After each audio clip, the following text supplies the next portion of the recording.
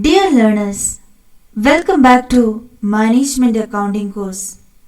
In the previous video, we discussed about financial accounting, its functions and limitations, and we concluded that the limitation of financial accounting led to the development of cost accounting. In this video, we will have a look on cost accounting, its meaning, definition, significance and limitations. First of all, please have a look on the limitations of financial accounting that led to the emergence of cost accounting. The first one is, financial accounting does not give a clear picture of the operating efficiency of a firm, and also it does not exercise any control over material and labor. It is not helpful in price fixation. So, in order to conduct cost control or price fixation, we should obtain certain information like variable cost, fixed cost, direct and indirect cost. But we do not obtain this kind of information in financial accounting, and if we want this kind of information, we need to go for cost accounting. Next one is that financial accounting neither classifies expenses into direct and indirect, or it never point out the overhead cost into controllable and uncontrollable items. Next one is, it provides only historical information. That means the financial accounting, it is a record of all those transactions which have taken place in the business during a particular period of time. And the last one is that financial accounting does not present data on the basis of department, process, product or unit. Instead of that, it presents data or information for a whole concern. So these are some of the limitations of financial accounting that led to the development or emergence of cost accounting. Now we will see what is cost, costing and cost accounting. First we move on to what is cost. So cost simply means the total of all expenses.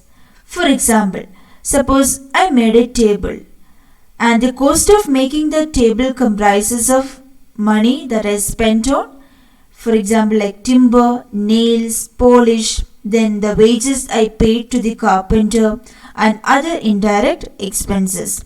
So this is simply what a cost means. Then we move on to what is costing. So costing means it is a technique and process of ascertaining cost, and it involves systems, methods and techniques of accumulation, classification, analysis and appropriate allocation of expenditure incurred in respect of a product or service. And the last one is what is cost accounting. It involves cost ascertainment, cost presentation and cost control. Now we move on to the definition of cost accounting. There are a number of definitions are available, and here I mentioned one, and this is all about, it refers cost accounting as, cost accounting is the process of recording, classifying, allocating and reporting various costs incurred in the operation of an enterprise. Then now we move on to the objectives of cost accounting, and first one is that cost ascertainment. So cost ascertainment is the primary objective of cost accounting, and it helps in ascertaining the cost of production of every unit, job, process, operation or department. The next one is that it helps in cost control. So cost control aims at improving the efficiency by reducing the cost. Third one is that it helps in cost-based decision making. And the last one is it helps in cost estimation. And cost estimation means it is a process of predetermining the cost of product or a service. Now we will see what are the functions of cost accounting. The first one is that it helps in optimum utilization of men, material and machine. Then it identifies the areas which require corrective action, and also it helps in formulating policies. Then third one is that it helps in the formation of cost center and responsibility centers. Then fourth one is it helps in fixing price and improving efficiency of a firm.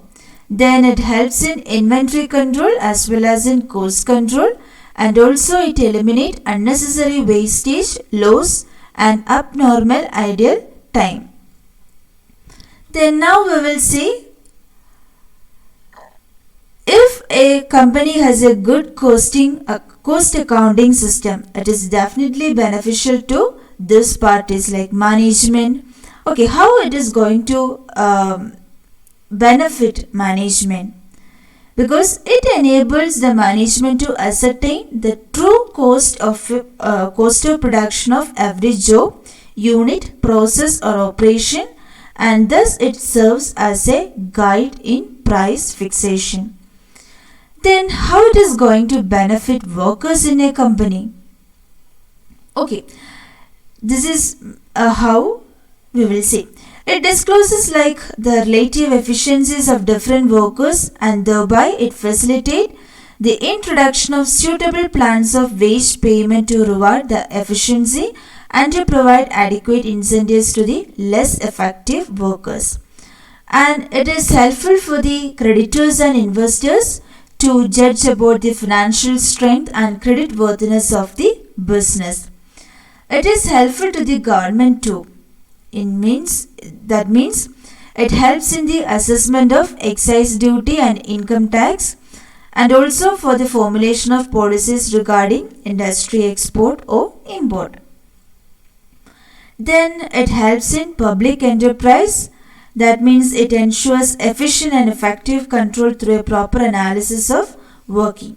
And finally, it helps general public. That means costing will remove all types of wastage and inefficiency so that it results in producing quality product and selling it at a reasonable price. So these are some of the objectives then benefits of cost accounting, but still it has certain limitations too. We will see one by one. First limitation is that it is not an exact science, so that it involves inherent element of judgment.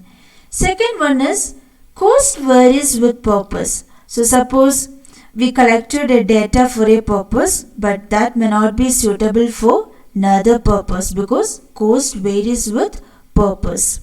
Then third one is that it is too expensive to be adopted by a small concern, so it is applicable or it is helpful for a big concern. Then fourth one is that there is no uniform system of accounting which is applicable to all types of business. And the last one is the system cannot be applied to all types of industries. So this is all about cost accounting. And now we have seen that the limitation of financial accounting led to the emergence of cost accounting, but still the cost accounting also has certain limitations, and from this limitation the scope of management accounting or management accounting has emerged out. In the next video we will have a detailed discussion on management accounting. Thank you.